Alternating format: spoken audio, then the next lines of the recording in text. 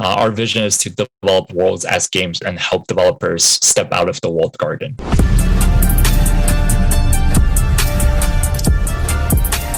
Bitcoin, crypto, Ethereum, crypto assets, NFT.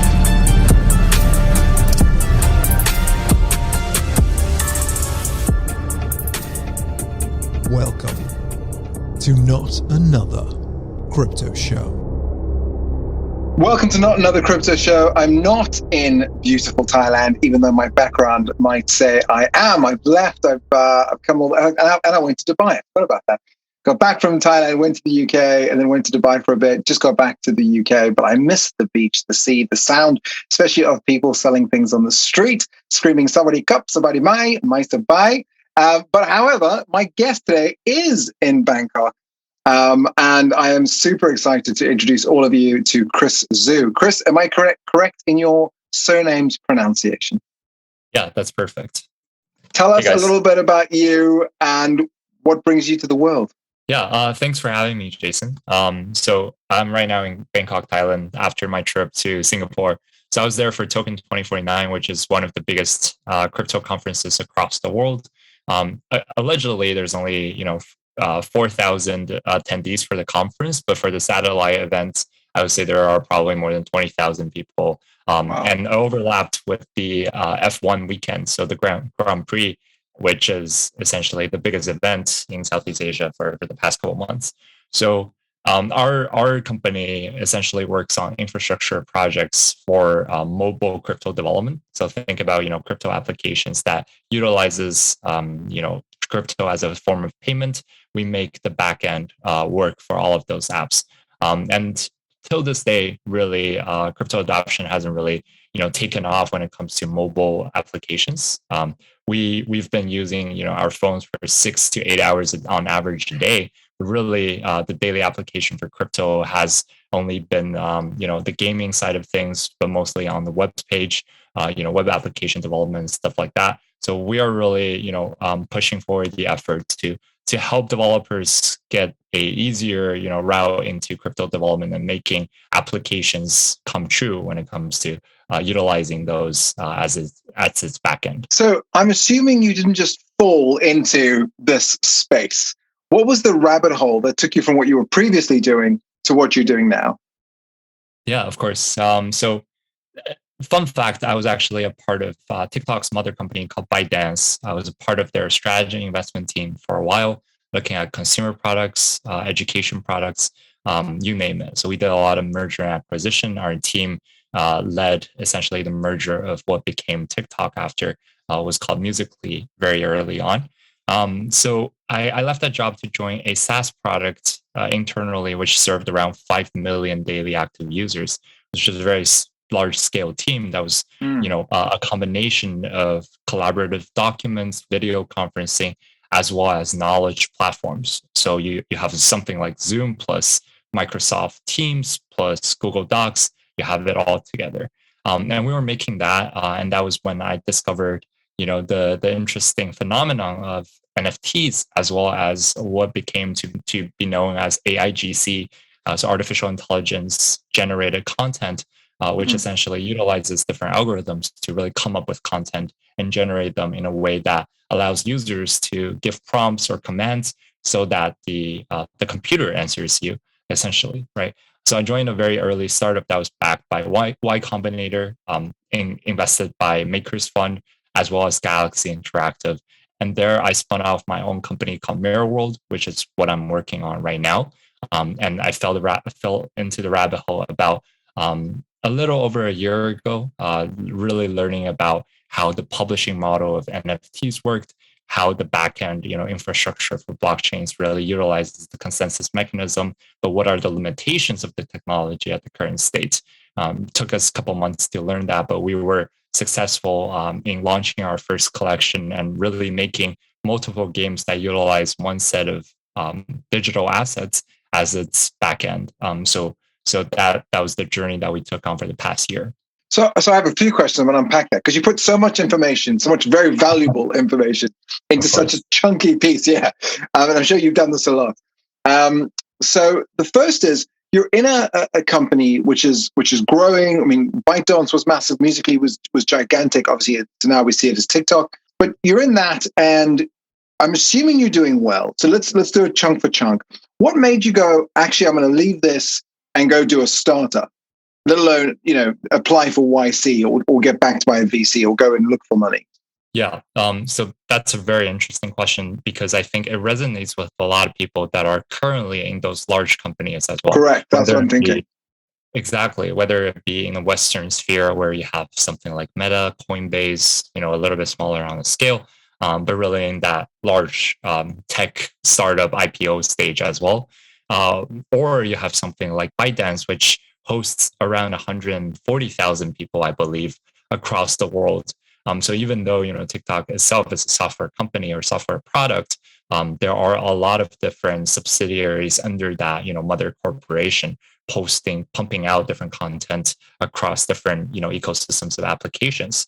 And I think inevitably, when you're in one of those established companies, there are a lot of compliance issues, legality issues, even political.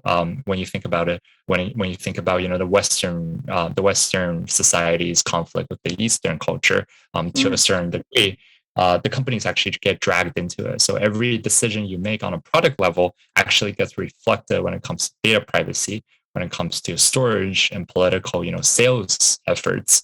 And really, I think those are issues that I personally do not have faith to deal with.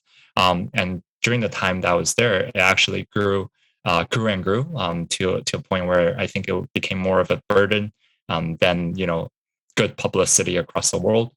That was when I started thinking about leaving, even though everyone I worked with was truly brilliant and the product itself was taking off, just like you said. Yeah, so I think that was the biggest reason, and also the biggest reason why I am such a true believer of decentralization and the ideology of owning your data as a user. And that was essentially the value proposition crypto really provided me with. I have to say, obviously, that's why I podcast. And we do have a YouTube channel. So if you're watching this on YouTube, I'm not in any way poo-pooing YouTube. But this is a podcast that just happens to be on YouTube. It's not a YouTube show, that's a podcast. And the reason for that is because podcasts are decentralized. If Apple goes down, I still have my data. If Spotify goes down, I still have my data. That is really important to us. We don't, unfortunately, have all the power around our data, but that's hopefully what Web3, Web4, Web5, etc., will allow us to do as we move down the rabbit hole. So you leave this company, and I think a lot of people right now, we've got the quiet resignation, we've got the great resignation, we've got people moving away, like you, becoming digital nomads, like me, I've been a digital nomad for 2 decades, which is kind of scary. Kind of realizing that location isn't as important as skills, as interest, as network. Those are probably the 3 biggest issues. You decide to do a startup. Did you have the idea and find a co-founder or co-founders? Or did your co-founders have an idea and they found you? What was that next step like? Yeah, so I led the entire project. I started ideating and really came out with the vision. And it's exactly like we talked about before, where that data privacy and the ownership of these commercialization strategies really I want to give it back to the developers. Now, something like iOS, which we call a walled garden. Right, they take 30% of your revenue straight out of your application if you're building any type of digital services, and that's especially prevalent for someone like us, where we are traveling the world, being a digital nomad, working on tech startups, and that 30% is our bottom line. And really, we wanted to be able to democratize that as well, so that developers can generate revenue with their applications without giving such a big chunk of it to these conglomerates or essentially monopolized entities.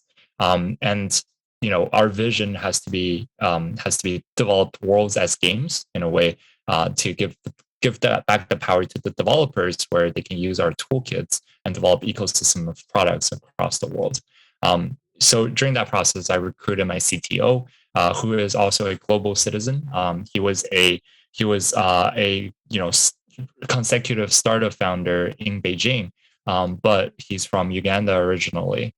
So commands the English language as well as the Chinese language like it's his native, but at the same time also has that perspective of a very, very upcoming, emerging market across the world, one of the biggest. So, it was a very interesting time where we recruited him as the co-founder for our, technology, chief technology officer. But at the same time, he commands a team of engineers who is from, Southeast Asia, Pakistan, Eastern Europe, America, as well as Africa. So, the diversity of these remote teams really, really impressed me as well, even though I came from a global company that has 160 different offices across the world. For most people who follow this show or follow the startup scene, we know that a startup is just an hypothesis that can grow quickly, right? As opposed to a lifestyle business where it's around a service that normally a technician, and by a technician, I mean someone that specializes in one thing, says, I can do this for myself. I don't need a manager or a centralized unit to provide me with the monetary or fiscal reward for the work I do. How did you test your hypothesis? Your hypothesis was what? That there's a problem in this, or that there's an opportunity in this? Because it's normally one of those two, right? It's a problem I can solve, or I see an opportunity that I can take advantage of. Which was it for you? Yeah, first of all, I just wanted to say that the way you emphasized, I guess, the value of your podcast and the messages people are getting was incredibly clear as well. Oh, thank you. For someone like me coming up to the show, I think that was insanely, straight to the point. Thank you very And from much. my perspective, I think that was also one of the things that we, debated a lot in the very beginning, because crypto, even though, there are a lot of publicity around the notion of utilizing blockchain and using, peer-to-peer payments, the adoption is still very, very small when you count daily active users of the technology. So when we really dug into the rabbit hole of NFTs, non-fungible tokens, for those who are not familiar, is a form of digital asset that can be verified on chain, so that, image one, image two, even though they might be visually similar, they can be identified as unique assets in the real world, in the digital world, just like how, Van Gogh's painting can be mimicked, but you can actually identify which is the original piece. So when we were thinking about that, that is obviously, an opportunity there. Regardless of how much adoption there is with this technology, you can actually identify asset ownership and property rights with this new form of, non-fungible tokens. But on top of that, what we saw was a trend of increasing activity when it came to, art pieces trading, as well as digital assets trading volume across the blockchain, or across Web3, as we call it now. So we didn't really think too much about, what problems this is solving at the current moment, but we really saw a trend of adoption really brewing in this, atmosphere, and people that were very, very passionate about the digital assets that they were purchasing, either on the secondary market like OpenSea or Magic Eden. And back then, that there was no Magic Eden on Solana. It was mostly on the Ethereum mainnet, which is one of the biggest blockchains in the world. And we saw, the enthusiasm of these collectors, given that some of them were for the financial incentives, because we knew that last year there were a huge price hike in some of those assets, but the rest of those audiences were really, really just believers in the technology and believers of these art pieces that actually gives collectors or essentially gives the asset ownership back to the users. And that's the opportunity and the ideology that we believed in. So you come together as a company, you understand this ideology, you have a shared belief system. How do you then put together the roadmap, which is something else that we love about Web3, is the ability that we share roadmaps, that we share missions, we share messages. How do you put the roadmap together for the idea of Mirror World? How does that come together? I mean, already off the bat, thank you very much for your kind comments about not another crypto show, but you have the same on your site. It's very clear. It's a few lines of mobile code, all of crypto's potential. A great tagline that immediately tells you what you do and how you do it. How does that all come to place? Or was that the CMO that goes, I'll take all of this and make something clear and concise? Yeah, I'm going to take some credits there. That was me. Congratulations. It's very good. It's excellent. Thank you. I think at the end of the day, it really goes back to the vision. Our vision is to develop worlds as games and help developers step out of the walled garden. And everything started there. So we wanted to develop virtual worlds, give the power to the people, give the power to the developers. And during that process, we took some test runs where we produced casual games ourselves with the assets, with the NFT assets that we were talking about.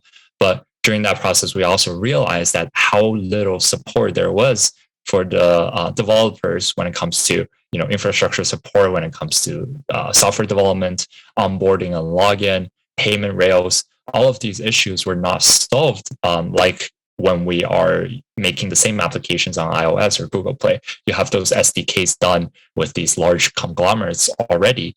So during that process, we decided to essentially abstract away what we've already done for our own products and give it back to the people. So the roadmap, I wouldn't say essentially was all that clear in the very beginning, but we had that vision where we wanted to develop multiple games with this toolkit that we would be able to open source and give to our community in an MIT license, and some of it is Apache, but just provided to the general developer community. And throughout this year of development, we hear back from the community more and more. The more products you give them and you ask them, what is valuable here? What do you want to use as a community? What tools would be useful for you to develop your own projects? Those feedbacks are the most firsthand, feedbacks you can get when you're developing a product. And I think that's amazing about Web3 is how much engagement your community really has with the type of products that you're developing. And in traditional, app development, you're kind of in a closed circle where you don't have a Discord channel of 40,000 people. So our Discord channel is 40,000 people. Our Twitter is around 72,000 people, and these people coming together to give you advice, that's very, very valuable. Yeah, one of the first things Y Combinator teaches you is to be close to your customer base. The closer you can be, the better understanding you have of the solution you're creating or the product that you're creating, and the quicker you can iterate or integrate other things to make it even better. Why the move to Solana? If I remember correctly, according to your site, you're built on Solana, or you best support Solana Mobile. Is that right? Have I got that right? Yeah, so our main integration actually happened initially on Ethereum mainnet. And that's what I was wondering. Yeah.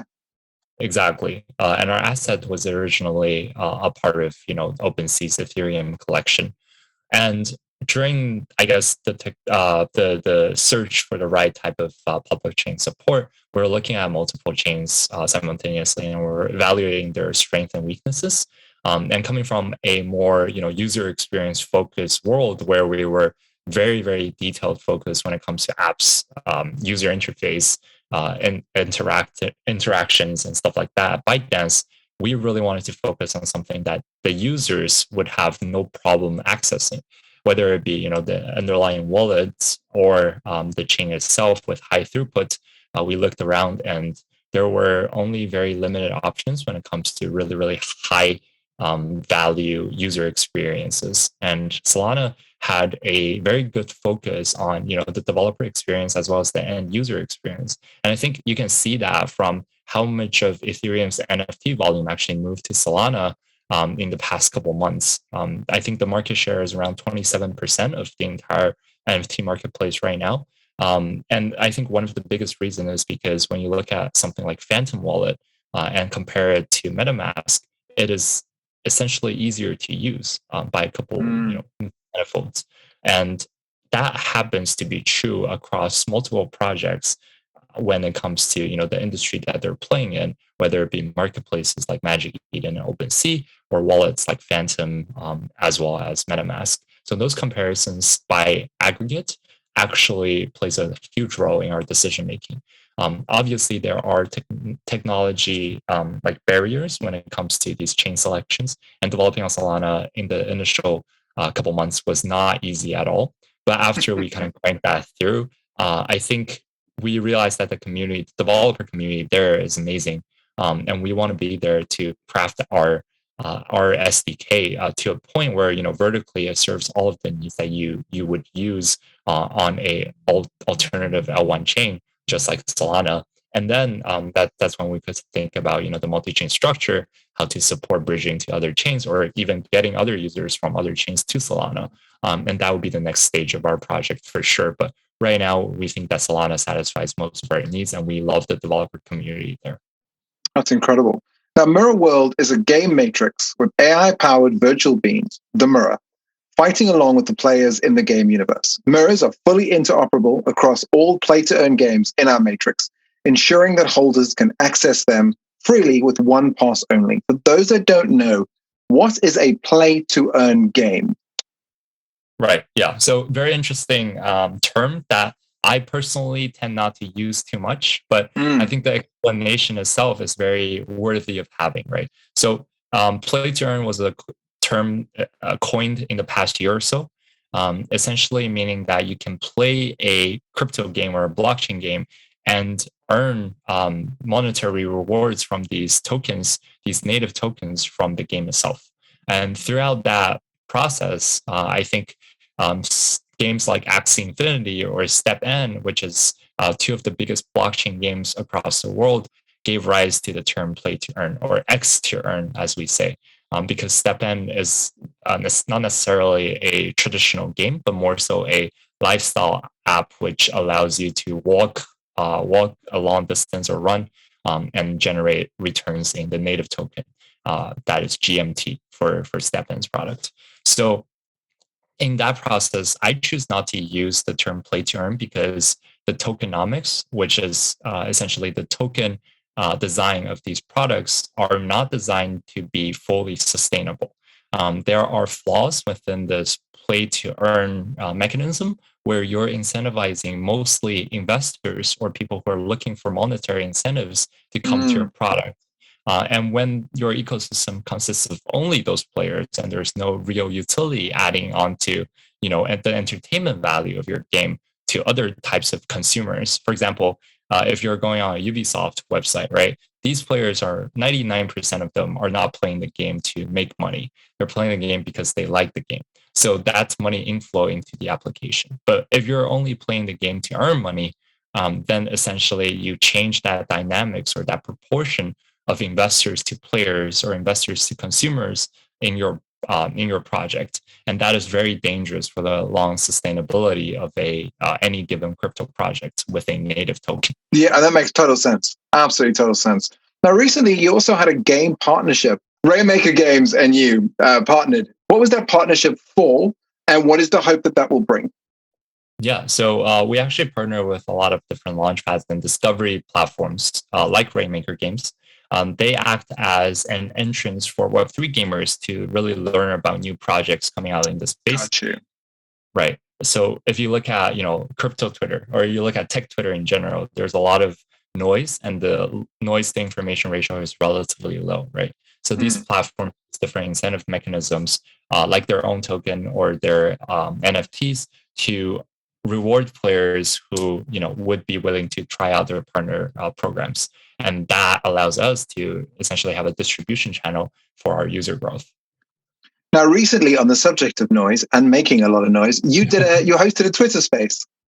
Is that right? Yes. For AMA. What was the craziest question you got asked on that AMA? That's a really interesting question. We actually, for the record, host AMAs and Twitter Spaces every other week. And the last turnout was a very special event for us. It was a 1-year anniversary of Mirror World, and we've been alive for the past 12 months. And we hosted one of the biggest Twitter Spaces we've ever had. We had around 1,900 people join our Twitter Space, and I think that was one of the biggest for any given topic at that time. Wow. Yeah, so I really loved that episode. And I think, we got a lot of questions there. But just thinking back to the episode, I think rather than the craziest, there's a couple audience members that have been there for every single episode. We've done like 19 or 18 or 19. And there are community members for the past year, literally from the second week of this project happening in our Discord channel and following us through. We had 2,500 people in the Discord channel when it was like 3 weeks old, and they've been there for the entire year, and that is crazy to me. I don't know what other games can maintain that when their products are like on and off, when there are building stages where there's just no communication. But we have a loyal fan base. That's incredible. Loyalty is so important because I think a lot of people think about the initial money earned or the initial attention earned. And of course, you also, again, correct me if I'm wrong, but you got like number 3 or number 4 on Product Hunt. So you had a big splash when you came out. But I love that you're talking about lifetime value. People are coming and they're staying, because churn is the next biggest problem people have, especially in the game metaverse, in its own metaverse, in its own universe of gaming. How have you done that? Do you think because you have created an exciting place to be, or is it just a great community that people just don't want to leave? Right. So we actually create a lot of activities, a good storyline, as well as the vision itself matters a lot, right? So a lot of people, hear what we want to do and they get curious and they come check it out.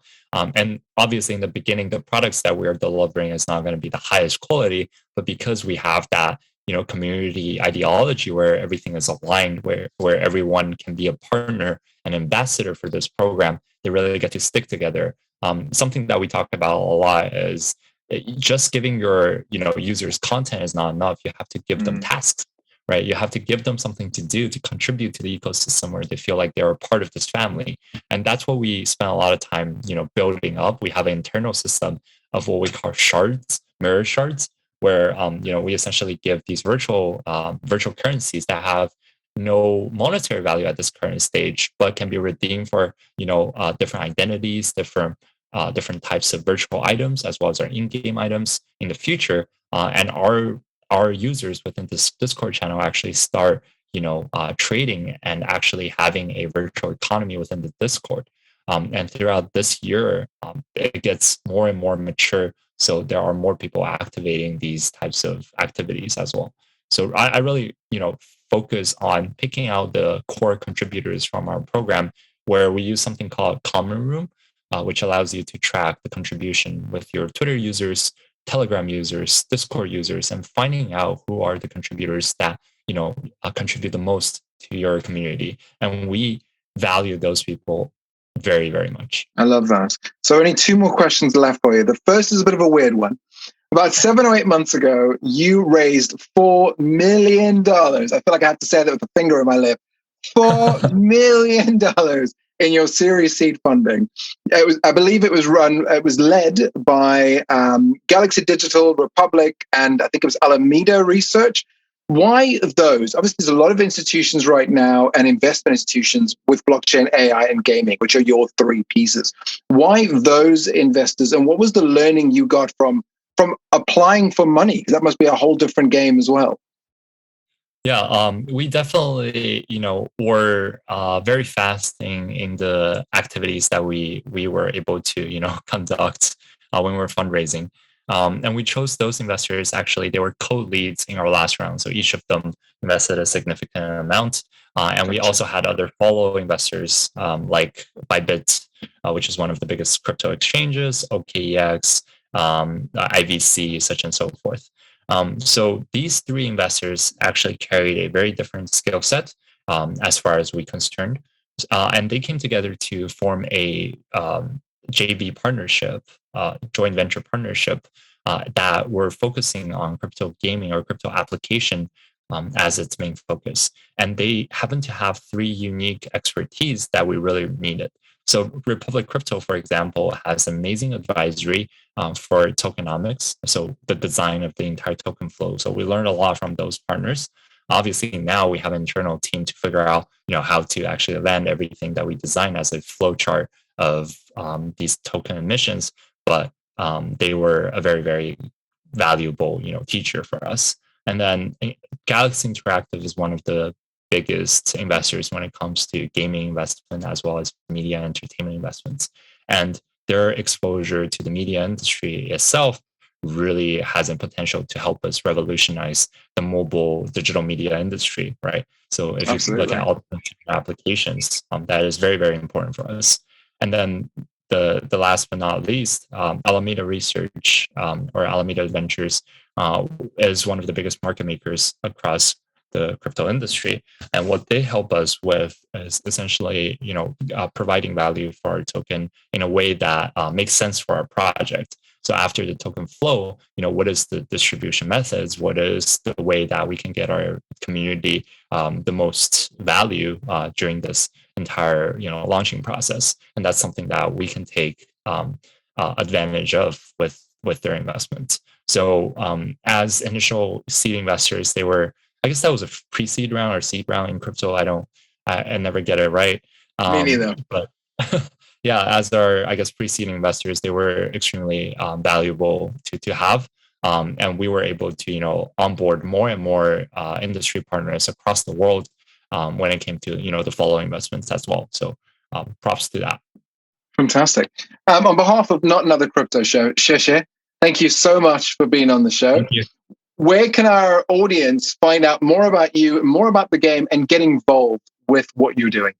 Yeah, I'm sure that I'll link this to Jason as well. So go to mirrorworld.fun. Mirrorworld.fun is where we keep all of our information on our website. And there are channel links to our Discord channel, Twitter, and there will be information disseminated across those three mediums. And you can DM me on Twitter at Krizu, and I can provide that link as well. So really looking forward to seeing you guys in our communities. We look forward to sending a bunch over. For show notes from this episode, of course, it will be on Not Another Crypto Show on the YouTube. It's also where all good audio content is found. If you've enjoyed this, make sure to subscribe. You guys know the thing. 5 stars, leave a comment. But more importantly than the podcast is to follow the people that we bring on the show, because we do take the time to bring you only projects that we believe in, with founders that we believe can make the change we need to see for a truly free Web3. Whoa, drop the mic. That was my Eminem rapped last piece. Chris, again, thank you so very much. It's been an absolute pleasure. Everyone else, stay safe wherever you are and go out, enjoy, and learn. That's all we can do. Or in the case of Mirror World, enjoy, learn, and earn. Making a high-quality podcast like this one takes a lot of work. That's a fact. But not when you hire a podcast company. With our white glove experience, we handle everything for you. From guest outreach all the way through to publishing and promotion, we handle it all. You show up to hold great interviews and build relationships with your guests, and we take care of everything else. Podcasting is not just about the audience. Every podcast interview is the start of a new relationship. With a weekly podcast, you'd build relationships with 52 ideal partners or prospects through your podcast interviews over the next 12 months. Do you believe that 52 new relationships would help grow your business? We do. Contact Jason at apodcastcompany.com and let's talk.